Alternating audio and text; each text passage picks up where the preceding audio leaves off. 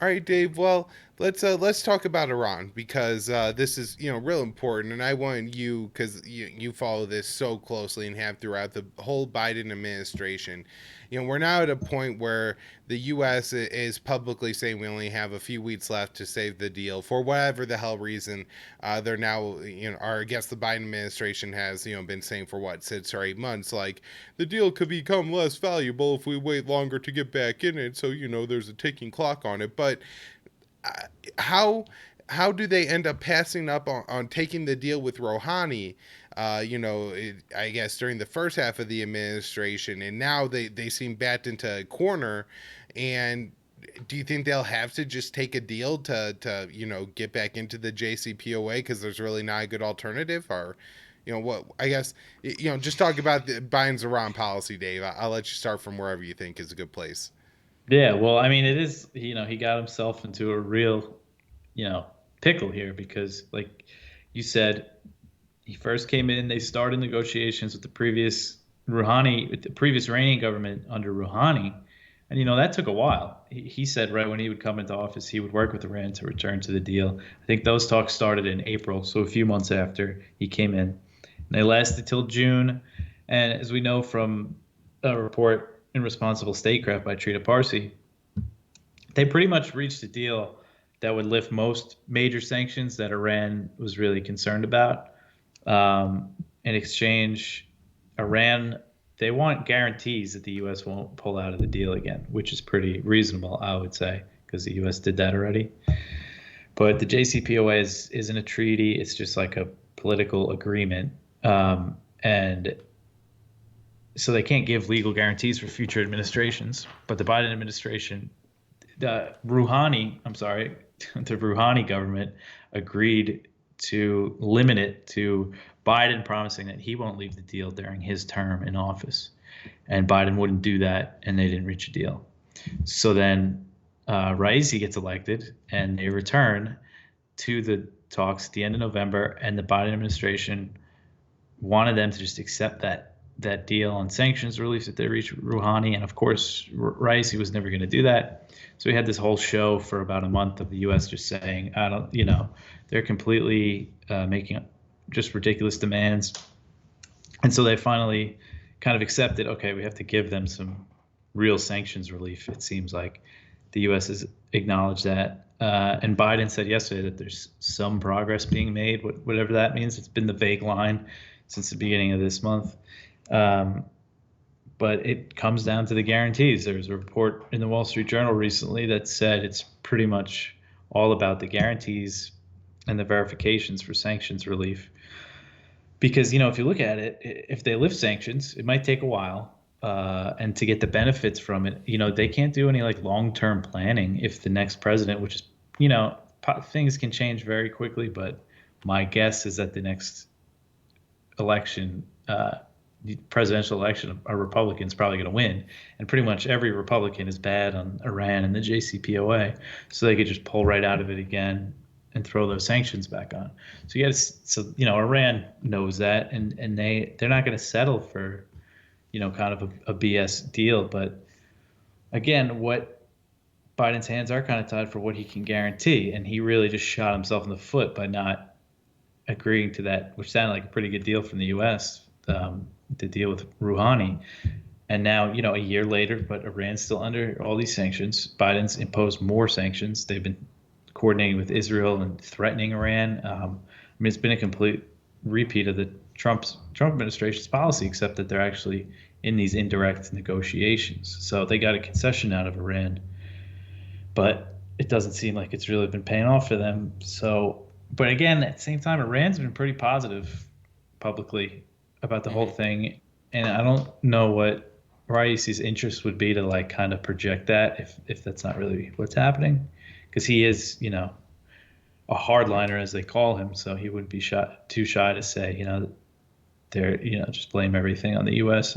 So I guess we'll just, it's a matter of time. The U.S. is now, these U.S. officials are warning there's only a few weeks left, and they're pinning like early February as the deadline, and saying like, it's too late. Their nuclear program is advancing too much, but that's just nonsense because really the big thing right now is these centrifuges they're using. They could turn them off, and that'll be verified by the IAEA inspections. The uranium enrichment, they can bring it back down, and it's not like they don't know how to enrich uranium at 90%. That's kind of what they make it seem like. They're like, oh, they're learning too much about how to make nuclear weapons, and they're going to have this knowledge if we don't return to the deal within like a month. But they know how to do that. It's not like it's a secret. So Right.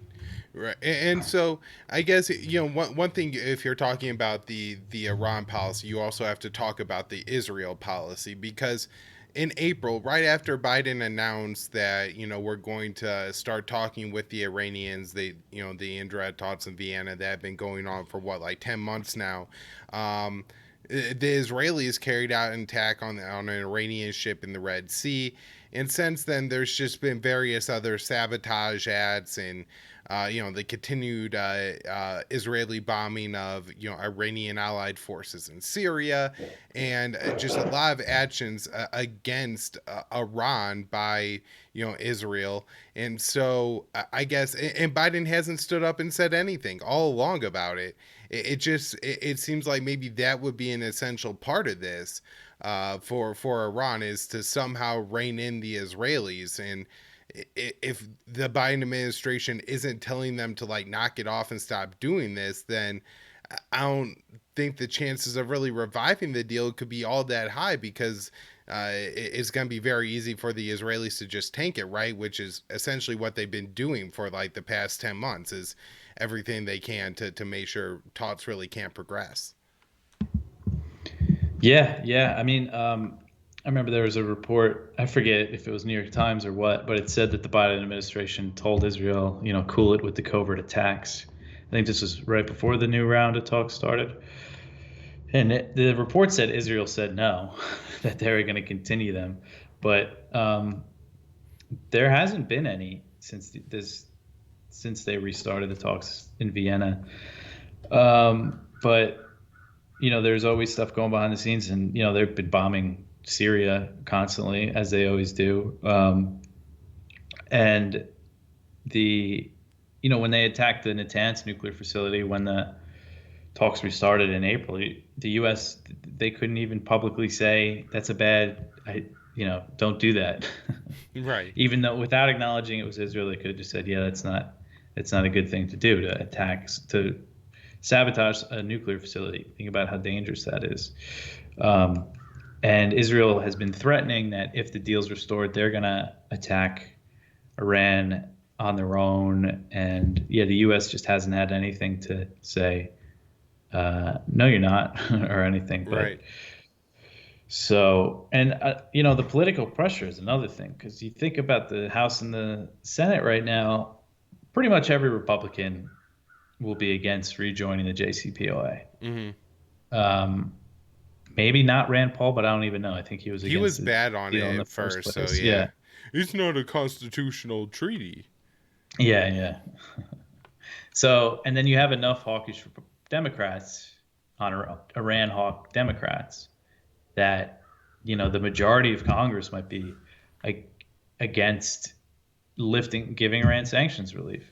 Yeah. So maybe that's another reason why he didn't do the deal with Rouhani, because of the Afghanistan withdrawal. Everybody was, giving him crap for that. So the political fallout to do both at the same time would have been pretty intense. You think of all the stupid talking points. They're giving Afghanistan to the terrorists, and they're letting the terrorists in Iran have, sell their oil or whatever they would say. So, and that gets into Yemen too. If you want to talk about Yemen, Yeah. we're on I Iran. was just gonna mention with that, Bob Menendez is terrible and a very powerful Democrat in the Senate, and so that's, I think, one major barrier that Biden would have. But I guess the closer we get to November and the elections, Dave, the more I think, or the less likely it seems that Biden would get back into the deal, because the more the Republicans will throw it against him.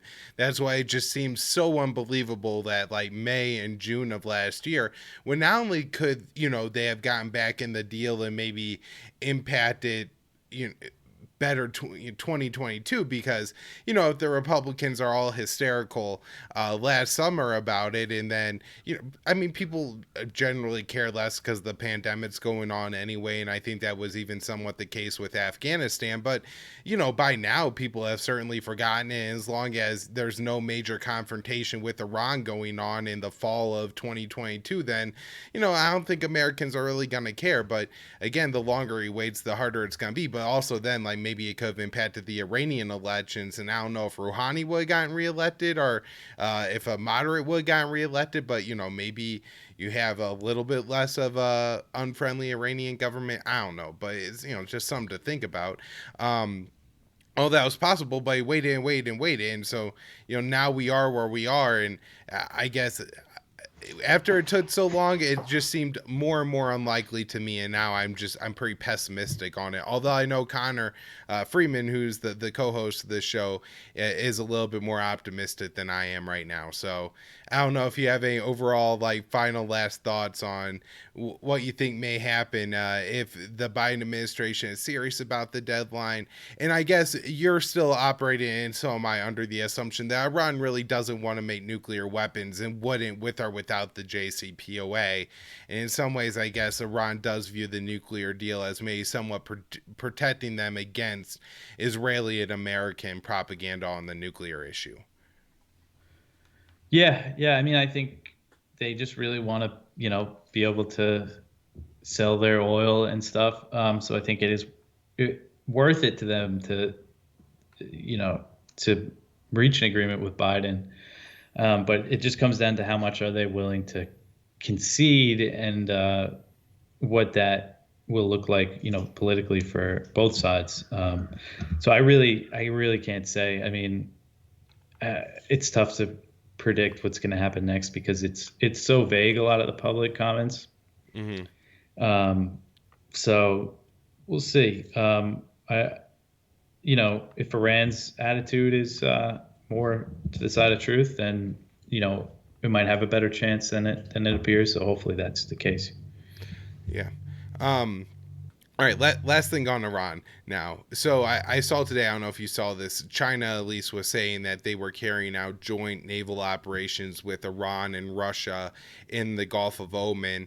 And it does seem that Biden has somewhat solidified a lot of the Trump policies towards America's adversaries, whether that's Venezuela, Cuba, Iran, China, Russia, North Korea, Syria. Essentially, he's kept all the same policies in place, right?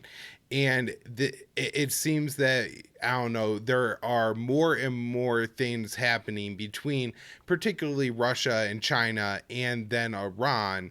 But I don't know, what do you think about this trend of, like, maybe these countries starting to just form more ties and caring less and less about U.S. sanctions? If Iran could sell gas to countries that are all sanctioned by the United States, maybe that's enough gas for them to sell to run their economy, and they could just not care about the nuclear deal and things like that. Yeah, well, that's a big factor, because oil sales to China have been like a big lifeline for Iran, and this is a consequence of the U.S. just trying to, like, bully all these countries. I mean, you look at Venezuela and Iran, they're like, okay, well, I think Venezuela needed gas, and Iran has gas, and Venezuela had gold, so they traded gas for gold, and the U.S. can't touch that. Actually, well, I shouldn't say that, because they stole some of these shipments, which is just, I mean, it's just so brazen. So that sort of U.S. attitude is going to kind of push the creation of this alternate, maybe global financial system and trade partnerships between China, Russia, Iran, Venezuela, North Korea is possible. There's other countries, maybe Nicaragua, Syria. They just joined the China's Belt and Road Initiative. I mean, what the U.S. is doing to that country is just so shameful. And Afghanistan too. I'm surprised that Russia and China haven't already just, like, normalized with the Taliban, but maybe, I guess, they have their own interests there too that they want to get out of them. But Yeah, I mean, and we'll just keep seeing this expand, and it's just such an obvious result of America's foreign policy that anybody that acts surprised by Russia, China, and Iran doing naval drills or signing trade deals is just doesn't know what's going on. Right.